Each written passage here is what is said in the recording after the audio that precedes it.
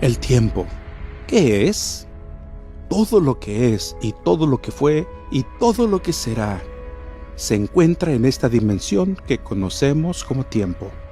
El tiempo se compone de tres partes distintas: el pasado, el futuro y una breve y estrecha parte de la vida que cada uno experimenta llamada el presente. Ese momento continuamente deslizándose entre dos aparentes eternidades, desde el lejano borde del pasado distante hasta el horizonte de un futuro misterioso sin fin, hasta donde sabemos la humanidad se limita a avanzar a través del tiempo, nunca retroceder. Pero ¿y si fuera posible que una persona escapara los límites del tiempo y lo detuviera en su curso y se moviera en él como quisiera? ¿Qué harías? ¿A dónde irías? ¿Viajarías al pasado lejano para ver la construcción de las pirámides? ¿O quizá presenciar de cerca el nacimiento de Jesús?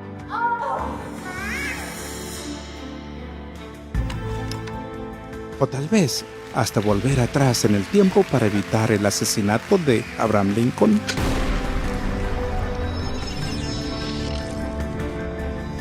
Por otro lado, ¿qué harías si pudieras transportarte al futuro para avanzar a cualquier momento y anticipar el resultado de cada decisión que pudieras tomar?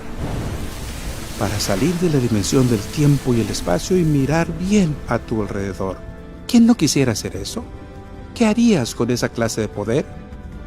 ¿Es tan solo una fantasía? Quizás no del todo. A comienzos del siglo XX, Albert Einstein presentó al mundo una teoría de la relatividad. Más tarde, cuando se probó y corroboró su veracidad, revolucionó nuestra comprensión del tiempo y espacio. Einstein descubrió que el tiempo se puede desacelerar y acelerar, dependiendo de qué tan rápido te mueves en relación con algo más. Por ejemplo, un astronauta en una nave que se aleja de la Tierra y casi la velocidad de la luz envejecería más despacio que su mellizo que permaneció en la Tierra.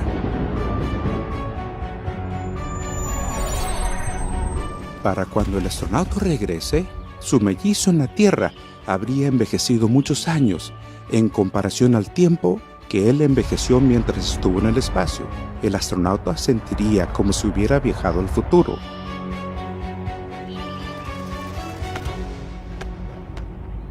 ¿Y qué si hubiese un ser poderoso, libre de la restricción del tiempo? Un ser con poder absoluto sobre el tiempo y el espacio. Alguien que conozca el futuro mejor que tú conoces tu propio pasado. ¿Imposible? Y si pudiera probarlo, puede hacerlo con este libro, la Biblia. Sus páginas contienen más de 2000 distintas predicciones comprobables. Si te dijera que más de 1800 de estas profecías ya se han cumplido, ¿te interesaría saber más? Quiero ser claro, la Biblia no es un almanaque que revela quién ganará la próxima Serie Mundial o cómo saber los números de la lotería, pero sí responde a las preguntas realmente importantes sobre nuestro futuro y tu futuro. Y aunque quizás sepas que la Biblia está llena de profecías, ¿sabes qué tan exactas han resultado dichas predicciones? Amárrate bien el cinturón, amigo. Estás a punto de descubrirlo. Él quita reyes y pone reyes, porque su dominio es dominio eterno. Reinos en el tiempo.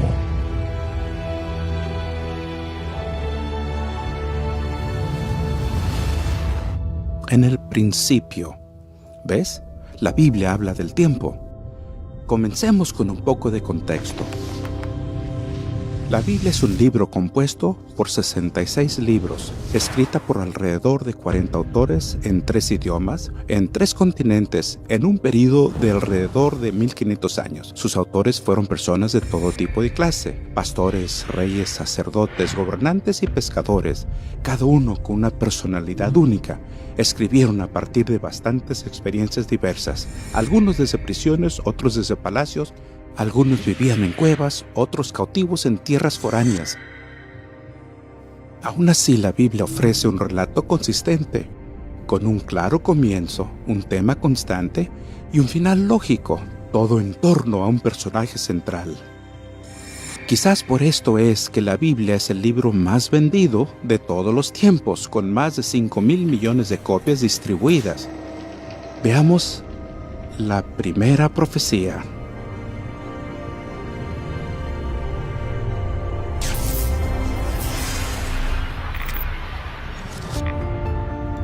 El Evangelio según Mateo relata que en el año 30 DC Jesús predijo la destrucción de Jerusalén con gran detalle. 40 años antes de que aconteciera, señaló las inmensas lustrosas piedras y columnas de mármol y sorprendió a los discípulos diciendo: En verdad les digo que no quedará aquí piedra sobre piedra que no sea derribada. Cuando Jesús predijo que no quedaría una sola piedra sobre piedra en el templo, ¿puedes imaginarte lo que sintieron los judíos de la época? Este fue un proyecto de construcción que se realizó durante casi 100 años.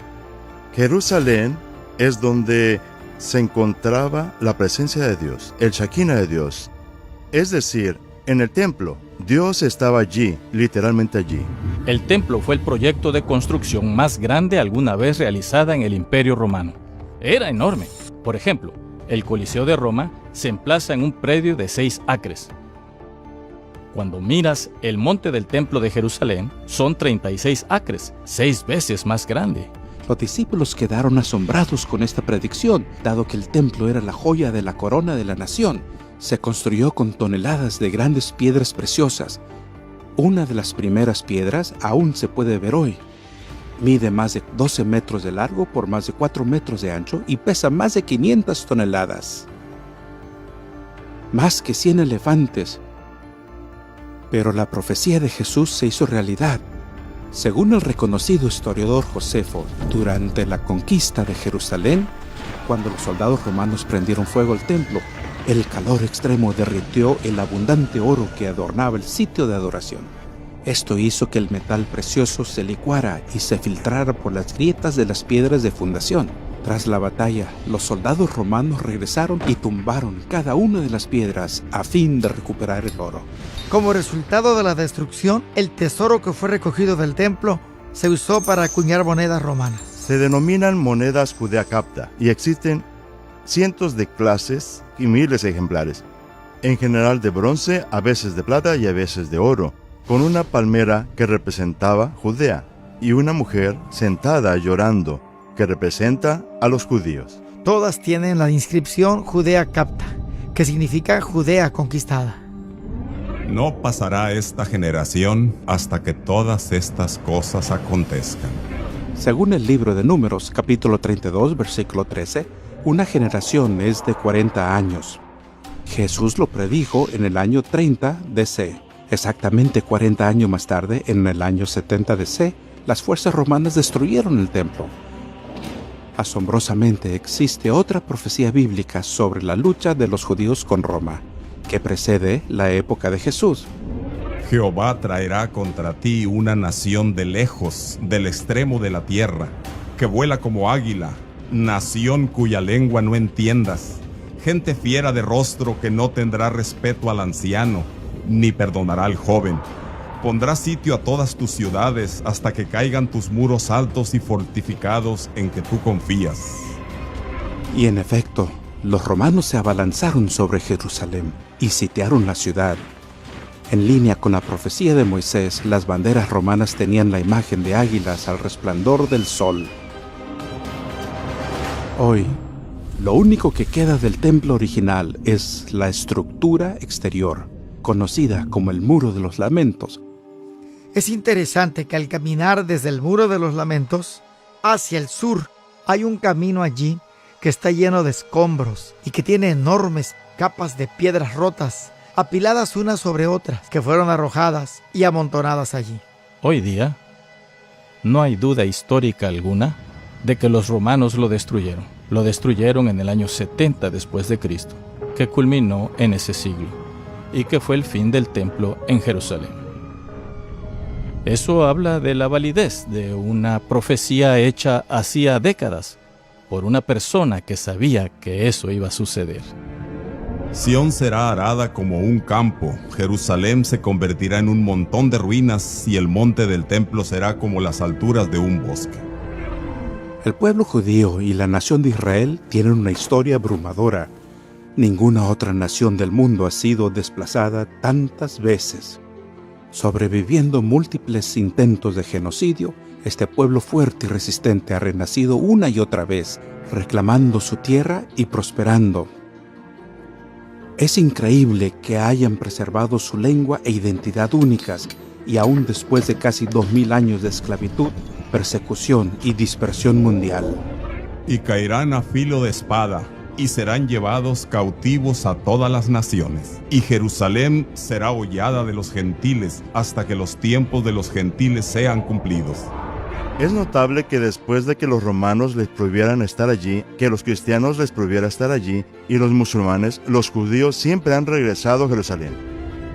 Mucho antes del Estado de Israel, al menos hacia 1870, incluso hacia 1860 o 1850, los judíos eran un pueblo mayoritario en Jerusalén bajo los otomanos. ¿Por qué? Porque allí es donde querían ir. Así dice el Señor Dios. He aquí, yo tomo a los hijos de Israel de entre los gentiles a los cuales fueron, y los juntaré de todas partes y los traeré a su tierra, y los haré una nación en la tierra, en los montes de Israel. En mayo de 1948, el Estado judío se restauró como nación independiente. Hoy día, este país relativamente pequeño se ha vuelto en una potencia nuclear reconocida en el mundo, líder en innovación y tecnología. Jeremías 25 posee otra profecía asombrosa sobre la destrucción de Jerusalén y su milagrosa restauración. Y toda esta tierra será puesta en soledad, en espanto, y servirán estos gentiles al rey de Babilonia 70 años. 600 años antes de Cristo, se predijo que debido a la desobediencia de la nación, Jerusalén sería conquistada, el templo judío destruido y el pueblo sería tomado cautivo en Babilonia por 70 años. Esto sucedió en el año 607 AC, cuando Nabucodonosor, rey de Babilonia, conquistó Jerusalén. El rey de los judíos, el sacerdocio y los nobles fueron llevados desde Jerusalén y Judea hasta Babilonia. Sabemos que estuvieron allí. Llevaron con ellos sus libros sagrados, los 5 de Moisés y los otros libros. Y de algún modo aquí es donde comienza el judaísmo moderno, porque adoraban a Dios en Babilonia, no en Jerusalén. Llevaron a Dios con ellos, la adoración de Dios con ellos. Las crónicas de Babilonia son una serie de tablas, y una tabla en particular que ahora está en el Museo Británico de Londres. La campaña 597 de Nabucodonosor se menciona por su nombre, y su conquista de Jerusalén y Judea se relatan en esta crónica en particular. La profecía sostuvo que reconstruirían la ciudad y el templo, y justo a tiempo, después de 70 años de cautiverio, en 537 AC, el rey persa Ciro conquistó Babilonia y en el primer año de su reino emitió un decreto que permitió al pueblo judío regresar a Jerusalén y reconstruir la ciudad. Cuando el rey Ciro, un persa, se convierte en rey, emite un decreto que permite a los nobles y al pueblo judío que están en Babilonia regresar y reconstruir el templo. El Señor Dios de los cielos me ha dado todos los reinos de la tierra, y me ha mandado que le edifique casa en Jerusalén, que está en Judá. ¿Quién entre vosotros de todo su pueblo sea Dios con él y suba a Jerusalén, que está en Judá, y edifique la casa del Señor Dios de Israel? Él es Dios, la cual está en Jerusalén. De hecho, miren esto. En 1879, arqueólogos desenterraron el cilindro de Ciro, que posee la política del rey de Persia para repatriar pueblos conquistados como los judíos. El cilindro Ciro es uno de los hallazgos más asombrosos de Babilonia. Relata cuando Ciro llega a la ciudad. Es recibido por el pueblo y es considerado como un salvador, lo que es una ironía, dado que conquistó Babilonia. Esdras nos da claros indicios en la Biblia de que ese fue el momento en que al pueblo se le permitió regresar a Jerusalén para reconstruir y restablecerse en la tierra, justo como Jeremías predijo que ocurriría tras 70 años de cautiverio. Amigos, estamos a punto de ahondar en la profecía más espectacular e indiscutible de la Biblia que prueba la validez de su inspiración. En 10 versículos sorprendentes que contienen solo 340 palabras, esta profecía relata el ascenso y caída de imperios desde los tiempos de antigua Babilonia hasta la segunda venida de Cristo. Una noche hace más o menos 2500 años, el poderoso rey de Babilonia, Nabucodonosor, se quedó dormido mientras contemplaba la vasta gloria de su reino. Mientras este gran arquitecto de uno de los imperios más poderosos del mundo finalmente se quedó dormido, se preguntaba qué deparaba el futuro para su reino. Dios tomó esta oportunidad para revelarle a través de un vívido sueño, no solo el destino final de su nación, sino el ascenso y caída de los imperios del mundo, desde sus días hasta el final de la historia de la tierra. En este increíble sueño profético descrito en Daniel capítulo 2, Dios le mostró a Nabucodonosor una estatua colosal con la cabeza hecha de oro, el pecho de plata, los muslos y el vientre de bronce, piernas hechas de hierro y los pies y dedos de arcilla y hierro. De repente, una enorme piedra cayó de los cielos y aplastó al ídolo, volviéndolo trizas y polvo.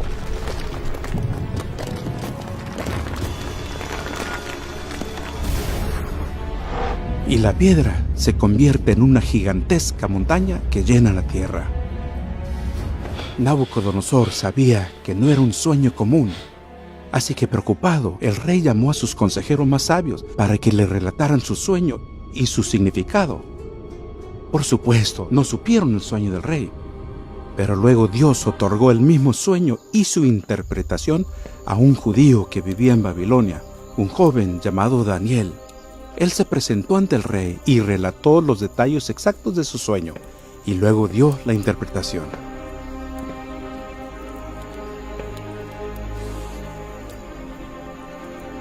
El profeta divulgó los próximos 2 milenios de imperios mundiales que afectarían al pueblo de Dios, y hasta ahora todo ha sucedido según la predicción. Daniel dijo que la cabeza de oro representaba el reino de Nabucodonosor. Babilonia, que gobernó el mundo del 612 al 539 AC, fue uno de los imperios más ricos y poderosos de la antigüedad. Uno que podía describirse como la cabeza de oro. Babilonia tal vez fue una de las ciudades más sofisticadas y opulentas alguna vez edificada hasta ese punto de la historia. Y Nabucodonosor, que reinó durante más tiempo en la historia de Babilonia, reconstruyó la ciudad como vidriera para el mundo entero. La mayoría de las ciudades en el mundo antiguo eran aldeas con muros. Incluso Jerusalén, en los tiempos del rey David, era pequeña. Pero Babilonia era una ciudad aún para estándares modernos. La ciudad de Nínive, la capital asiria, era una ciudad de 2.9 millas cuadradas. Roma tenía 1 milla cuadrada. Tenemos Atenas, que por supuesto era como la capital de los filósofos, con 0.8 millas cuadradas. Y luego está Babilonia, con 4 millas cuadradas. Era 4 veces el tamaño de Roma. Lo que tenemos en esta asombrosa ciudad es arquitectura de lo más increíble. Tenemos la ciudad rodeada por 8 puertas, cada una lleva el nombre de una deidad. La más famosa es la Puerta de Ishtar, que ahora se encuentra en el Museo Borderazetiaches de Berlín. El río Éufrates atravesaba la ciudad. También había muros que rodeaban la ciudad. Eran muros dobles. El muro exterior tenía casi 7 metros de espesor. El interior casi 4 metros de espesor. Había una gran sociedad politeísta, una gran civilización que estaba decidida a conquistar el mundo. Y Nabucodonosor era la potencia y la fuerza detrás de todo eso. Daniel le explicó al rey que Babilonia al final caería como potencia mundial y sería reemplazada por otro reino, uno representado por el pecho y los brazos de plata. Conducido por el rey Ciro en 539 AC, el imperio medo-persa tomó Babilonia en una brillante maniobra militar. En una noche, la inmensa ciudad fue conquistada con sus muros y puertas aún intactos. Más increíble aún, los detalles de esta victoria eran parte de la profecía de hacía más de 150 años. Heródoto realmente nos cuenta la historia. Nos cuenta que, tras ahogarse su caballo, Ciro se enfureció con el río y decidió tomarlo. Hizo que sus soldados cavaran 540 canales para desviar el río y así destruir su cauce. Pero al hacerlo, logró algo que lo ayudaría a conquistar la mismísima ciudad de Babilonia. Y cuando desviaron el río, pudieron marchar por debajo de los muros de la ciudad, ya que las compuertas del río quedaron abiertas. Entraron a la ciudad derrocando la nación más poderosa del mundo. Y eso hizo el ejército, entró a la ciudad, pudieron abrir las puertas superiores y conquistar Babilonia en su totalidad, algo inimaginable en esa época. Es lo que decía la profecía, y fue exactamente lo que sucedió. Así dice el Señor a Ciro, su ungido, a quien he tomado por la diestra para someter ante él naciones y para desatar lomo de reyes, para abrir ante él puertas y las puertas no se cerrarán, para que sepas que yo soy el Señor, Dios de Israel, el que te llama por tu nombre. 150 años antes, Ciro había sido nombrado. Aquí está el profeta Isaías, mirando hacia el futuro y mediante inspiración divina, nombra a la persona exacta que vendría a conquistar Babilonia, según la profecía.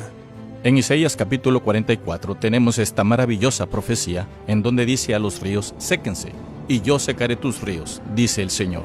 Y a Ciro, mi ungido, mi pastor, él cumplirá todo esto. Así que en este texto, de 150 años antes del acontecimiento, vemos ya a Isaías que predice los medios exactos por los cuales Ciro tomaría la ciudad de Babilonia. Algo bastante increíble cuando pensamos en la profecía bíblica. Que llamo a Ciro mi pastor, y todo lo que yo quiero cumplirá, diciendo a Jerusalén, serás edificada, y al templo serás fundado. Los persas adoran a un dios, son monoteístas. Tienen eso en común con los judíos. Es probable que ahí haya un punto de entendimiento. Con Ciro y su conquista de Babilonia, se abre paso al periodo del imperio medo-persa, que se extiende del 539 hasta el 331. Cuando llegaron los medo-persas, hubo una transición. Pasaron del oro a la plata. La plata se convirtió en la moneda común. Y si bien antes había plata en Babilonia, no hacían mucho uso de ella, ya que había tanto oro. Así la plata llegó a ser la moneda de comercio con otras naciones y esa fue la forma común de referirse a los medo-persas, como el imperio de plata. Y después de ti se levantará un tercer reino, de bronce, el cual se enseñoreará de toda la tierra. Todos los eruditos religiosos concuerdan en que el reino de bronce en la imagen simboliza Grecia. Llegaron al poder cuando Alejandro Magno conquistó a los persas en la batalla de Arbela en 331 AC. A menudo se describe a Alejandro Magno como griego, y estrictamente hablando así era. Fue educado a los pies de Aristóteles. Era un joven gobernante muy carismático. Su padre, Filipo II de Macedonia, fue asesinado y Alejandro tomó el poder. De inmediato comenzó a soñar en hacer realidad los objetivos de su padre: conquistar el imperio persa. Alejandro Magno fue coronado rey con solo 18 años, pero era un prodigio militar. De hecho, en la actualidad, Alejandro Magno es sinónimo de genialidad y conquista militar. Al llegar a una ciudad le decían, ¿por qué hemos de rendirnos ante ti? Y una de las historias cuenta que había una ciudad al borde de un precipicio y les dijo a sus hombres, quiero que marchen hacia el acantilado hasta su muerte en el mar. Y obedientemente los hombres comenzaron a marchar hacia el precipicio. Alejandro Magno dijo, si mis hombres están dispuestos a obedecerme, no hay forma de que no conquistemos vuestra ciudad. Y esa ciudad en particular simplemente se rindió. Fue capaz de lograr en muy poco tiempo lo que otros no pudieron lograr en toda una vida. Y en una serie de campañas después de haberse coronado rey de Egipto, continuó avanzando al este, hasta encontrarse con el rey de Persia, Darío III. Alejandro no persigue a Darío cuando escapa al oriente, hacia su tierra. Alejandro se dirige al sur, porque quiere ocupar las tierras costeras, lo que hoy sería Palestina y luego Egipto. Para seguir avanzando debe conquistar Tiro. Y demolerán los muros de Tiro, y destruirán sus torres, y sacaré de ella su tierra, y la dejaré como una piedra lisa. Tendedero de redes será en medio del mar, porque yo he hablado, dijo el Señor Dios. Por más de un milenio, desde 1500 AC, los fenicios fueron la potencia naval indiscutible del mundo antiguo. Crearon y controlaron una gran cantidad de puertos comerciales a lo largo del mar Mediterráneo. De hecho, los fenicios son considerados tan expertos, por lo que se los lleva a los puertos del Mar Rojo. La Biblia describe a Salomón llevando a los marineros del rey de Tiro para llevar sus flotas por el Mar Rojo. En 597 AC, el profeta Ezequiel predijo que cada edificio de la ciudad de Tiro sería derribado por un ejército invasor. De hecho, se arrojaría cada piedra al mar. Tiro fue una ciudad maravillosa durante esa época. Fue una de las ciudades comerciales más grandes de ese periodo. Y aquí estaba esta profecía, diciendo que caería la ciudad. Ni Alejandro Magno parecía poder derribarla. La sitió durante 7 meses. Y entonces se le ocurrió un plan. Entonces Alejandro dijo: bien, si están en el mar, les llevamos la tierra a ellos. Entonces utilizó los bloques de la vieja ciudad, las grandes rocas, las arrojó al mar y construyó una calzada para poder superar los muros de la nueva ciudad en donde se encontraba la isla. Y así podría desplegar a su ejército. Tiro es atacada, destruida por completo. Eso fue el cumplimiento exacto de la profecía, porque la profecía decía que se arrojarían piedras al mar y se convertiría en un lugar donde se arrojan las redes de pesca, y eso fue exactamente lo que sucedió. Tengan en mente que la idea que los griegos dominarían al mundo era una predicción muy audaz. Recuerden que en el momento en que Daniel hizo su profecía, Grecia era un montón de tribus de guerra con muy poca influencia en el mundo. Grecia quedó en el poder hasta alrededor de 168 AC, hasta ser conquistada por la siguiente potencia mundial que estaba por llegar. Y habrá un cuarto reino, tan fuerte como el hierro. Y así como el hierro desmenuza y destroza todas las cosas, este reino desmenuzará y triturará a todos estos. ¿Quién siguió a Grecia? Es un hecho irrefutable de la historia que la monarquía romana de hierro la conquistó y gozó de su supremacía durante los siguientes 600 años.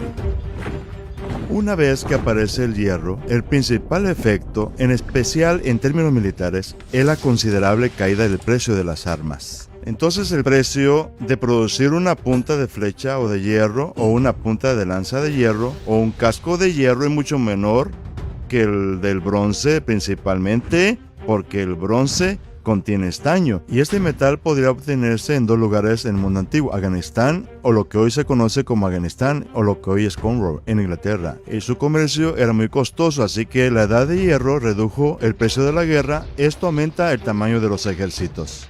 Roma era violenta, eran despiadados, estaban decididos a conquistar a donde fueran, y eran como el hierro, quebrantaban todo en su camino.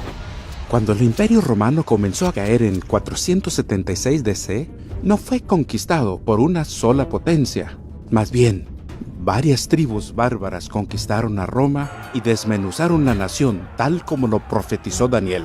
Fueron varias las razones por las cuales Roma perdió su poderío. Hubo invasiones bárbaras del norte. Roma tuvo que incurrir en muchos gastos. Roma realmente se disolvió.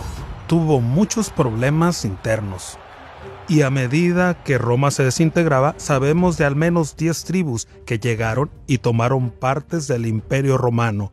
Eso obligó al emperador Constantino a evacuar a Roma y moverse hacia el este para establecer un nuevo centro para su imperio, Constantinopla. 10 de estas tribus originales se convirtieron en las naciones de Europa moderna.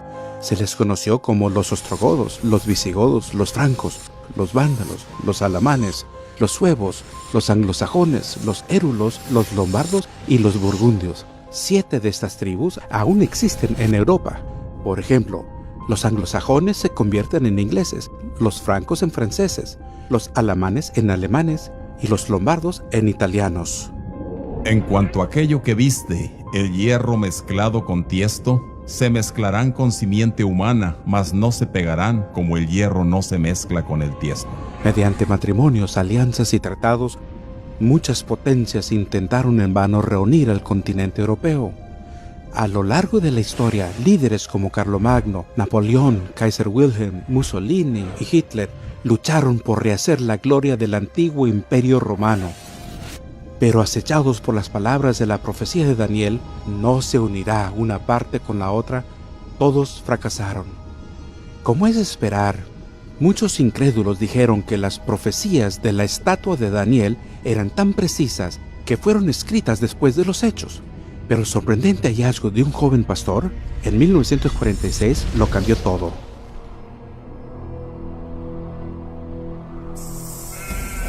Un joven pastor beduino salió con sus amigos a pastorear sus ovejas y arrojar piedras, algo habitual en los jóvenes.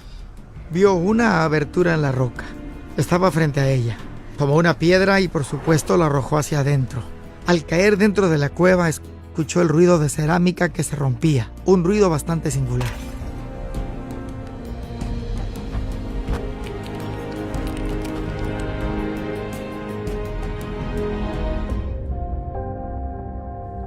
Encontró vasijas llenas de pergaminos en el fondo de la cueva.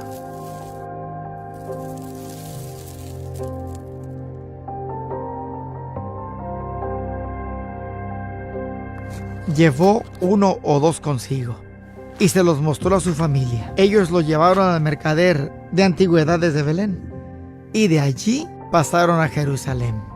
Y finalmente, alguien reconoció de qué se trataba y se realizó una expedición a las cuevas de Qumrán.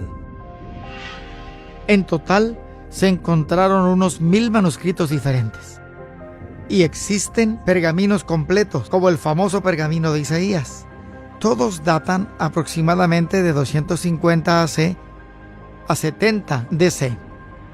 Del rollo de Isaías se conservaron los 66 capítulos, y es prácticamente igual al libro de Isaías que tenemos hoy.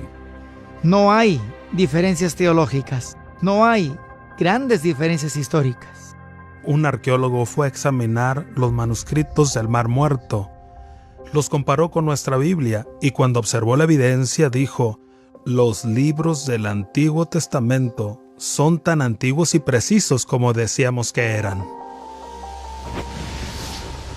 El descubrimiento de los ríos del Mar Muerto y otros hallazgos brindan pruebas irrefutables de que la profecía de Daniel fue escrita mucho antes que los hechos que predijo.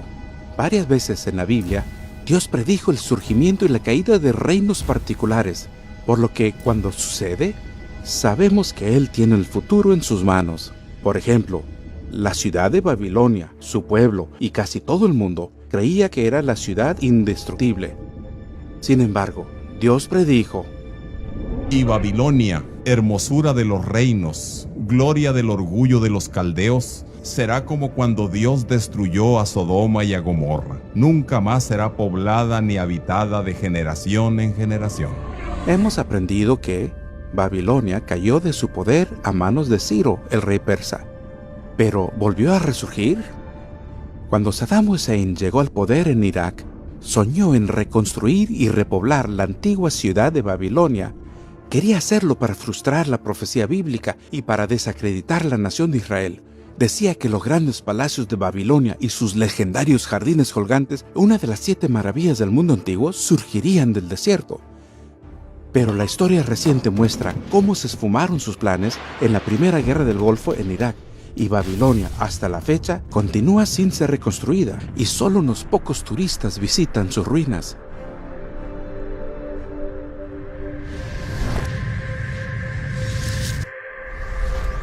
Al sudoeste de Israel, al margen del río más largo del mundo, se encontraba el reino de Egipto. Con sus grandes pirámides, sus templos colosales y agricultura de todo el año, parecía que Egipto perduraría como una superpotencia a lo largo de la historia. Sin embargo, en el momento culminante del poderío egipcio, la Biblia audazmente predijo que el reino no volvería a tener una posición dominante entre las naciones del mundo. El profeta Ezequiel declaró: Haré volver a los cautivos de Egipto y los regresaré a la tierra de Patros, a la tierra de su origen, y allí serán un reino humilde. Será el más humilde de los reinos y jamás se levantará sobre las naciones, y los empequeñeceré para que no dominen a las naciones nunca más. El antiguo Egipto fue una de las civilizaciones más conocidas. Por miles de años, Egipto dominó una gran parte del mundo antiguo. Se hicieron campañas en Canaán durante el periodo del Nuevo Reino, cuando faraones como Tutmosis III y Ramsés II se hicieron de renombre. Mucho antes de esto, por supuesto, se construyeron las pirámides en los comienzos de la historia egipcia. Pero a medida que Egipto avanza, encontramos una caída en la antigua cultura egipcia. Esta caída ocurre durante el curso de las dinastías y con el paso del tiempo, y finalmente, Egipto termina perdiendo su prominencia por completo. Egipto no es en la actualidad lo que solía ser en la antigüedad, y aún se pueden ver las pirámides de pie en esa enorme y vasta metrópolis de una ciudad llamada Cairo. Pero a menudo pensamos en lo que lograron los pueblos antiguos y lo distinto que es hoy al compararlo con esa gloriosa época de la historia. El imperio asirio alguna vez dominó el Medio Oriente, que comprende más de 500.000 de millas cuadradas. La antigua ciudad capital de Nínive se ubicaba del lado este del río Tigris, justo enfrente de lo que hoy conocemos como Mosul en Irak. Quizá recuerden que tras estar 3 días en el vientre del pez, el profeta Jonás debió advertir a los habitantes de Nínive que se arrepintieran. Si bien se puso en marcha un renacimiento, no perduró, y Nínive cayó en un estado de violencia e inmoralidad que atormentaría a sus vecinos los judíos. Como señal del juicio de Dios, en 615 AC, el profeta Nahum predijo con gran detalle la futura destrucción de Nínive. Porque ellos, como espinos enmarañados y ebrios con su bebida, serán consumidos como paja totalmente seca. Esto sucedió 3 años después, en 612 AC, en manos de los babilonios. Aquí hay algunos puntos destacados de la profecía de Nahum. Nínive quedaría devastada, en parte por las fuertes lluvias e inundaciones. Los comandantes del ejército escaparían. También sucedió. Un incendio destruiría la ciudad, y aún más notable, la ciudad no volvería a levantarse. Nínive no vuelve a construirse como ciudad. El gran Sigurat de Nínive, el palacio de Nínive, ninguno fue reconstruido. Para obtener una perspectiva de estas predicciones, los profetas de la Biblia predijeron que ciudades principales como Babilonia, Tiro y Nínive serían destruidas y nunca más renacerían. Así fue. Sin embargo, Jerusalén fue destruida y reconstruida 27 veces y aún perdura el día de hoy. Una y otra vez, la historia ratifica la Biblia. Además, casi todos los nombres de reyes, generales y líderes bíblicos fueron confirmados y aceptados por la arqueología moderna. Pero el verdadero foco central de toda la profecía bíblica es una persona. Jesús es el tema central de las Escrituras. La Biblia relata su historia, comienza y termina con Cristo. Por lo tanto, no debería sorprendernos encontrar profecías acerca de la llegada del Mesías en el Antiguo Testamento. Quizás sea el momento de repasarlo rápidamente. En realidad, la Biblia está dividida en 2 colecciones de libros. El Antiguo Testamento contiene 39 libros que incluyen la ley de Moisés, las historias, profecías y escritos sagrados que tuvieron lugar antes del nacimiento de Jesús. La última colección es de 27 libros que contiene el Nuevo Testamento. Cubre la historia del nacimiento, la vida y enseñanzas de Jesús. Luego siguen las escrituras de los apóstoles y las profecías de Apocalipsis. Resulta increíble que dispersas por todo el Antiguo Testamento hay más de 300 profecías que predicen la llegada de Cristo, algunas con detalle asombroso. En el Nuevo Testamento encontramos un relato sorprendente del cumplimiento de todas estas profecías. Recuerden, alrededor de 400 años separan el final del Antiguo Testamento y el inicio del Nuevo Testamento. Me gustaría también mencionar que sabemos con certeza, por el descubrimiento y datación de los rollos del Mar Muerto, que todo esto fue escrito mucho antes de que sucediera. Ahora, tomemos un instante para analizar algunas de estas increíbles profecías. Cada año, más de 1.000 millones de cristianos celebran la llegada de Cristo. Aunque según las Escrituras es poco probable que Jesús haya nacido el 25 de diciembre, queda claro que su nacimiento fue predicho y esperado. Pero tú, Belén Efrata, aunque eres pequeña entre las familias de Judá, de ti me saldrá el que ha de ser gobernante en Israel, y sus orígenes son desde tiempos antiguos, desde los días de la eternidad. Sorprendentemente, para que esta profecía se haga realidad, Dios tendría que reubicar a José desde su ciudad natal, Nazaret, y llevarlos a él y a María 70 millas al sur a Belén, ciudad natal de la familia de José. La historia muestra que este censo tuvo lugar alrededor de 4 AC. Después de que Jesús nació en Belén de Judea, en tiempos del rey Herodes, he aquí unos magos del oriente llegaron a Jerusalén diciendo: ¿Dónde está el rey de los judíos que ha nacido? Porque vimos su estrella en el oriente y hemos venido a adorarle.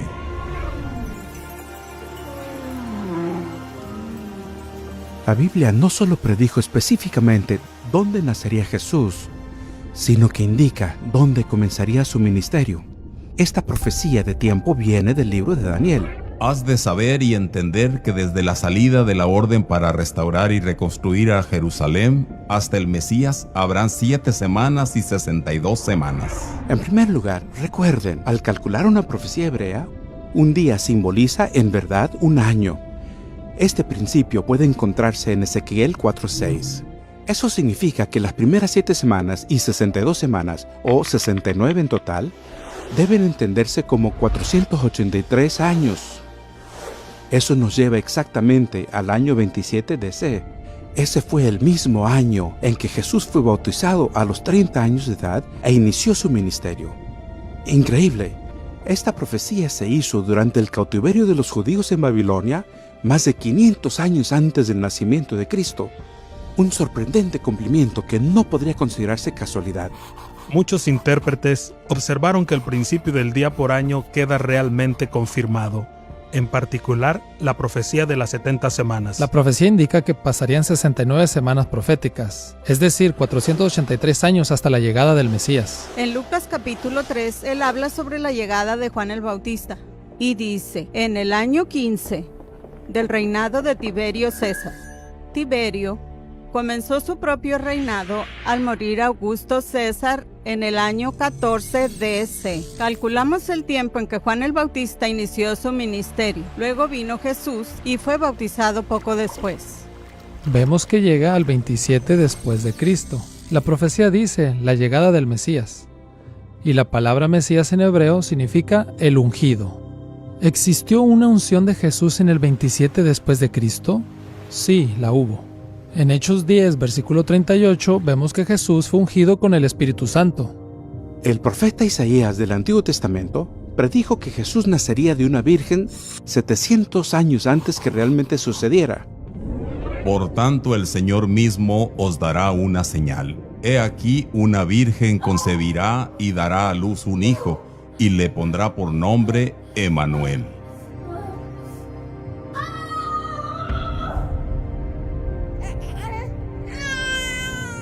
Quiero que presten atención a 2 cosas notables: una virgen que da a luz y un nacimiento en Belén. Estas son cosas que Jesús jamás habría podido manipular. Jesús jamás podría haber dicho: intentaré cumplir esas profecías, porque uno no puede elegir cómo nacer o dónde nacer. Sin embargo, estos 2 hechos ocurrieron en la vida de Jesús. Una profecía del Antiguo Testamento predijo que el nacimiento del Mesías estaría asociado con un evento genocida.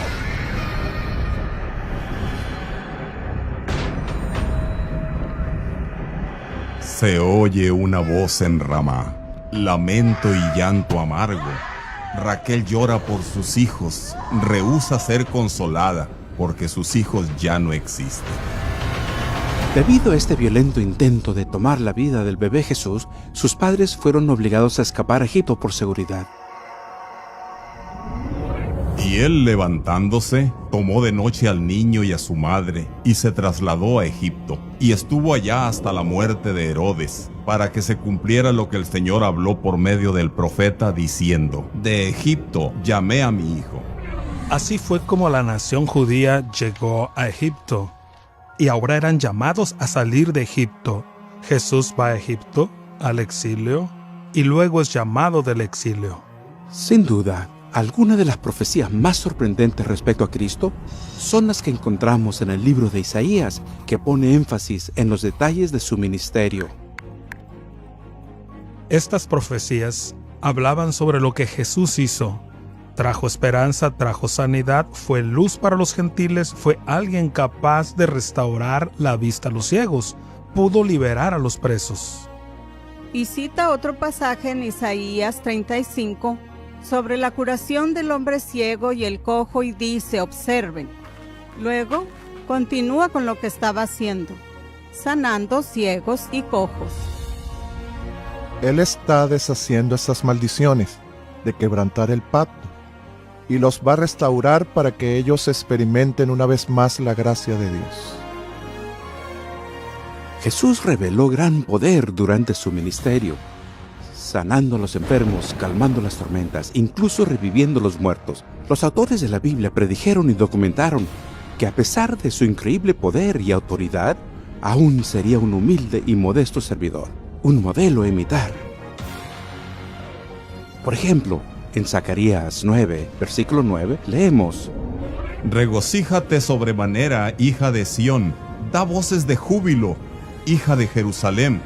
He aquí, tu rey viene a ti, justo y dotado de salvación, humilde, montado en un asno, en un pollino, hijo de asna. 500 años antes de la llegada de Jesús, Zacarías había profetizado. Dijo que vendría un rey montado sobre un asno, y eso se convirtió en una tradición. Entonces, al entrar a Jerusalén, con la multitud que gritaba Hosana y extendiendo sus mantos ante él y palmas, la gente hubiera entendido, porque habrían pensado: Jesús se está posicionando como rey, está por iniciar un golpe de estado. Pero Jesús no era esa clase de rey. Jesús parece haber escogido montar un asno para declarar que era un rey antes de ir a la cruz. Este sorprendente hecho fue presenciado por miles de personas solo unos días antes de la crucifixión de Jesús, aunque fácilmente se hubiera podido negar, pero el autor que lo presenció lo registra como un hecho histórico. No hay nada más convincente que las profecías sobre la traición, el juicio, la crucifixión y la resurrección de Jesús. Primeramente, el Antiguo Testamento predijo que el Mesías sería traicionado por un amigo después de compartir pan con él. Como todos saben, Judas traicionó a Jesús justo después de la última cena. Jesús predijo que sería traicionado. Esto en verdad conmocionó a sus discípulos. Alguien que es parte del círculo interno es un traidor y traiciona esa confianza. Hay una razón por la cual las personas no nombran a sus hijos Judas. Aún mi íntimo amigo, en quien yo confiaba, el que de mi pan comía, contra mí se ha levantado.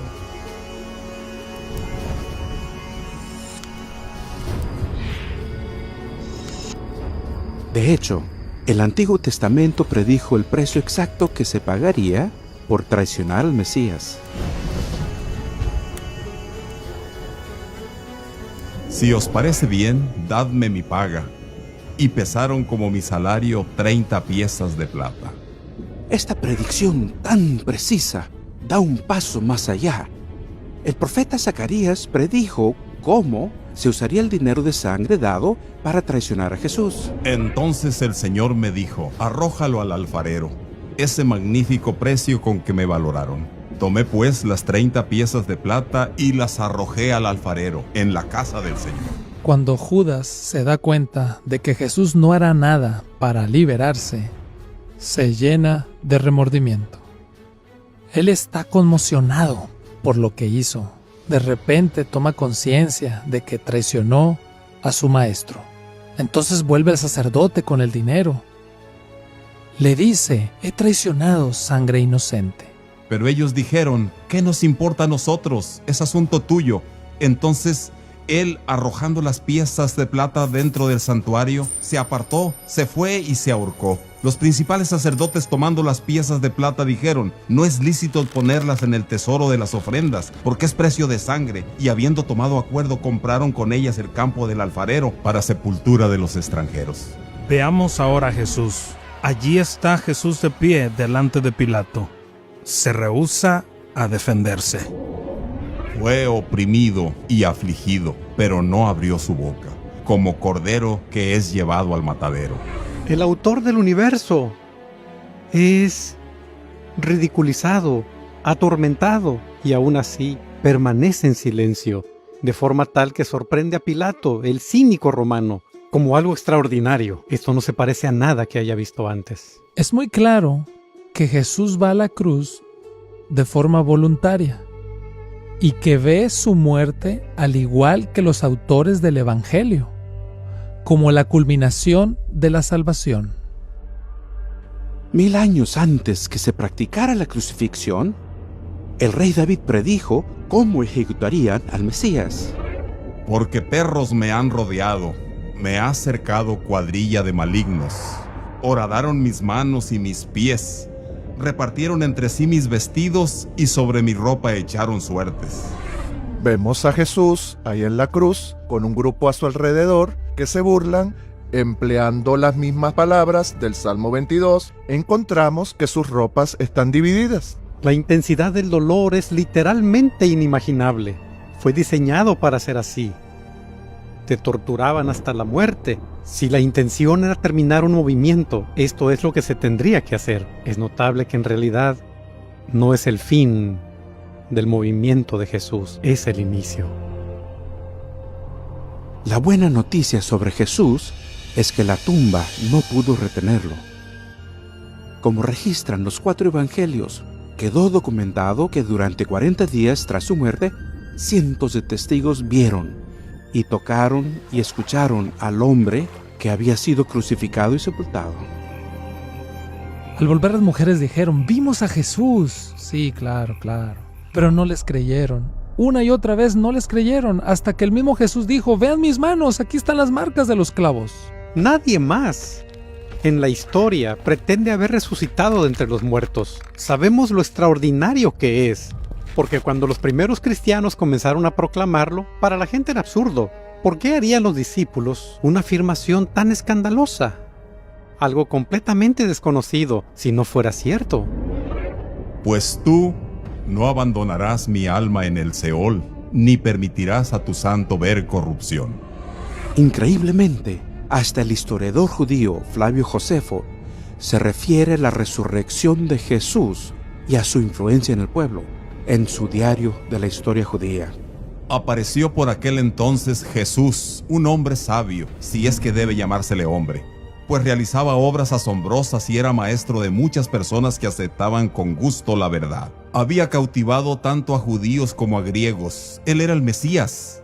Tras ser acusado por los líderes de nuestro pueblo, Pilato lo condenó a la cruz. Los que habían llegado a amarlo no lo dejaron. Resucitó y al tercer día se les apareció. Los profetas de Dios habían predicho todas estas cosas y miles se maravillaban de él. Ha sido un viaje extraordinario ver la cantidad de predicciones de la Biblia que se volvieron realidad. Desde el auge de la caída de las naciones hasta el ministerio del Mesías, descubrimos pruebas indiscutibles de que la Biblia viene de la mano de aquel que no está limitado por el tiempo y el espacio. Que la Biblia es una comunicación sobrenatural de Dios para con el hombre. Pero ¿por qué es esto tan importante? ¿De qué manera nos afecta hoy? ¿Tiene la Biblia algo que decir sobre los tiempos caóticos en que vivimos? El libro de Daniel hace una predicción profunda de las personas de nuestra época. El profeta dice respecto a los últimos días: Daniel, guarda en secreto estas palabras y sella el libro hasta el tiempo del fin. Muchos correrán de aquí para allá y el conocimiento aumentará. No se requiere ser erudito para darse cuenta que se cumplió en formas que ni Daniel hubiera imaginado. En solo una vida, el conocimiento creció tanto más allá de nuestro entendimiento.